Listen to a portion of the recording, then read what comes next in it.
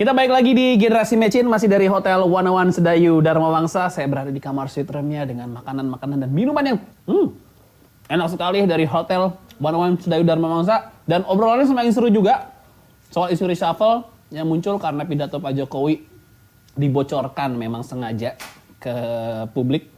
Bersama saya masih ada Pak Andreas Pareira, Ketua DPP PDIP, dan juga Mas Deddy Kurnia, Direktur Indo Political Opinion. Pak Andreas, halo. Pengen tahu sebenarnya apakah ada obrolan apa sih di internal PDI, karena belakangan kadernya lumayan banyak yang disorot nih. Nah, berkaitan dengan ya soal rumor pembicaraan, saya kira ini pembicaraan di mana-mana. Ya di tingkat elit, mungkin di tingkat elit dalam arti para pengambil keputusan yang berkaitan dengan kabinet, bahwa kabinet itu hak prerogatif presiden.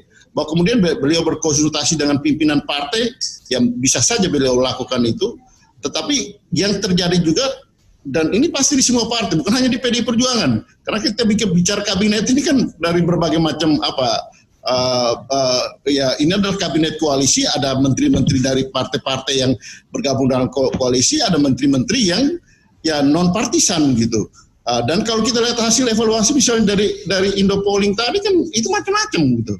Nah, bahwa ini karena ya, artinya PDI Perjuangan ada juga dari PDI Perjuangan, dan yang terjadi adalah bahwa ini kemudian menjadi bahan pembicaraan, gosip politik, rumors politik yang ada di masing-masing partai, bahkan ada di masyarakat. Ini menjadi konsumsi publik, dan ini yang saya maksudkan, jangan terlalu lama pembicaraan yang jadi rumors ini terlalu lama, karena ini kan menyangkut kepercayaan publik terhadap para pembantu presiden, juga terhadap pemerintahan secara keseluruhan gitu.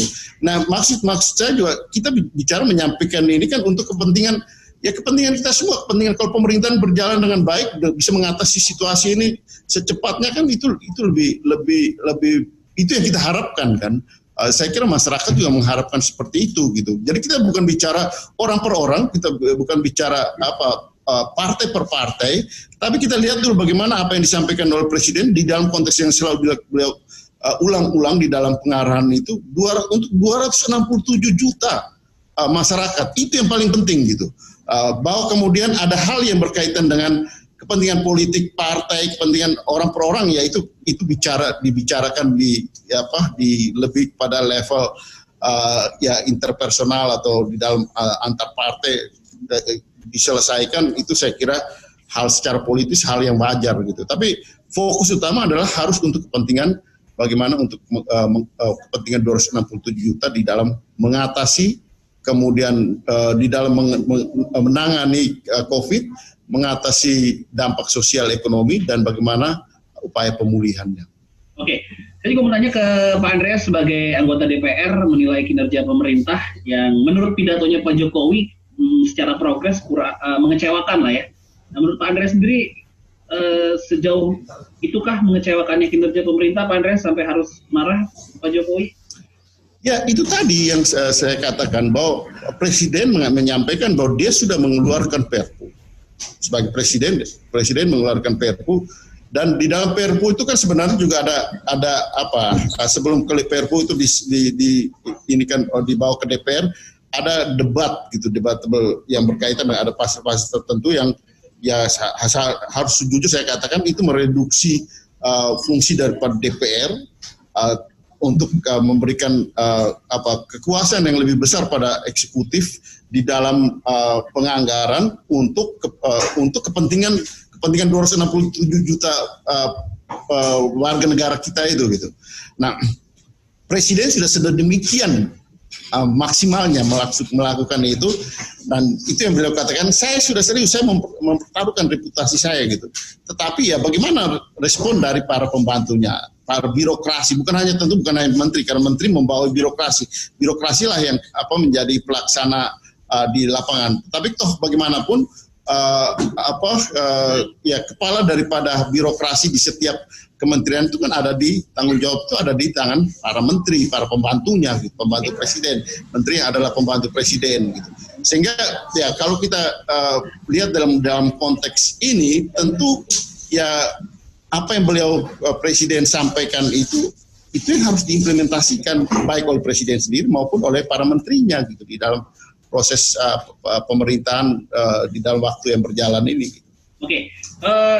Pak Andreas, saya juga mau nanya soal kecilnya serapan anggaran yang sempat di-highlight oleh Pak Jokowi di pidatonya, Pak Andreas. Itu masalahnya di mana, Pak Andreas? Di kinerja, di birokrasinya, atau di mana, Pak Andreas?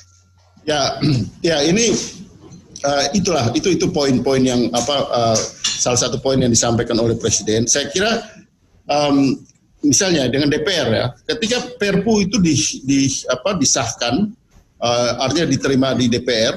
Memang ada partai, ada pro kontra, ada partai yang tidak memberikan pandangan atau tidak memberikan dukungan, tapi secara mayoritas itu disetujui.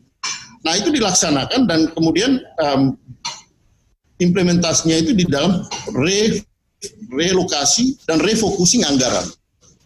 Nah sehingga kemudian Presiden mengatakan bahwa ada tambahan anggaran cukup besar pada Kementerian Kesehatan misalnya. Ada 75 triliun, itu jumlah yang cukup banyak. Bukan jumlah yang banyak gitu untuk mengatasi pandemi ini. Ada anggaran-anggaran yang berkaitan dengan upaya untuk mengatasi dampak sosial ekonomi. Itu juga Presiden sampaikan dalam angkanya. Ada anggaran yang berkaitan dengan pemulihan ekonomi. Nah itu juga, dan total daripada anggaran itu jumlahnya adalah 400 sekian triliun lah. Nah kalau itu tidak diserap, ini yang Presiden kalau saya lihat Presiden gemes juga gitu. Nah kalau itu tidak dilakukan serius, misalnya soal anggaran kesehatan, kalau itu tidak diakselerasi penggunaan anggaran, itu kemudian tinggal ya kita sudah putuskan itu, tapi itu tinggal di kas negara gitu, dan itu kemudian ya tidak bermanfaat apa-apa. Kalau itu diimplementasikan, dicairkan, itu kan akan menggulirkan ekonomi dan mengatasi pandemi itu dan menggulirkan ekonomi. Misalnya, salah satu contoh di dalam rapid test, percepatan rapid test. Nah, gunakanlah anggaran itu untuk melakukan rapid test sebanyak-banyaknya sehingga dengan demikian kita tahu persis berapa jumlah yang terinfeksi dan ya apa yang berkaitan dengan penanganan inilah gitu yang berkaitan dengan penanganan. Masyarakat jadi ada macam-macam Pak Andreas, apakah memang birokrasinya yang menghambat resapan menjadi kecil atau curiganya jangan-jangan negara emang kehabisan uang, Pak Andreas? Yang mana nih jadinya nih spekulasinya jadi? Kalau kehabisan uang saya katakan itu tidak.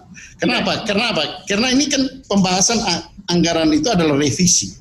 Revisi dari APBN 2020. Direvisi menjadi APBNP 2020 karena situasi COVID ini berdasarkan Perpu. Jadi artinya uang itu ada, tapi dipindahkan tadinya untuk bangun ini, untuk beli senjata, untuk ini dari tiap kementerian itu dipindahkan untuk lebih pada untuk dana untuk pandemi COVID-19 ini gitu. Misalnya saya ambil contoh. Di kementerian yang menjadi mitra dari Komisi 10 di mana saya berada di situ, anggaran untuk pendidikan, Kementerian Pendidikan itu tadinya 75 triliun sekian gitu. Dipotong 5 triliun yang kemudian direlokasi, direfocusing untuk kepentingan ya kesehatan, untuk kepentingan artinya itu ditata kembali untuk kepentingan masuk di dalam pos 400 triliun itu untuk kemudian disalurkan lagi untuk kepentingan tadi, 3 hal tadi, mengatasi menangani COVID, mengatasi dampak sosial ekonomi, dan untuk pemulihan ekonomi gitu. Jadi uang itu ada, dipindahkan dari satu pos ke pos yang lain untuk fokus pada pandemi tadi. Jadi masalahnya memang birokrasinya yang harus lebih dipercepat, kurang lebih itu ya Pak Andreas ya? Ya, saya kira salah satu poinnya itu ada pada birokrasi gitu, ada pada birokrasi. Tapi Presiden kan tidak bisa bicara untuk seluruh birokrasi di Republik ini, tapi dia bicara langsung pada para menteri yang adalah pembantu langsung beliau yang memimpin birokrasi di setiap kementerian gitu. Oke. Siap, Mas Dedi, terima kasih. Pak Andreas, terima kasih. Kita lihat apakah yang akan dilakukan oleh Pak Presiden Jokowi setelah pidato kejengkelannya ini beredar, apakah ada reshuffle atau ada lembaga yang dibubarkan, karena itu 2 poin yang besar disampaikan di pidatonya Pak Jokowi. Sekali terima kasih Pak Andreas dan juga Mas Dedi. Mana-mana, kita akan kembali lagi tetap di Generasi Mecin.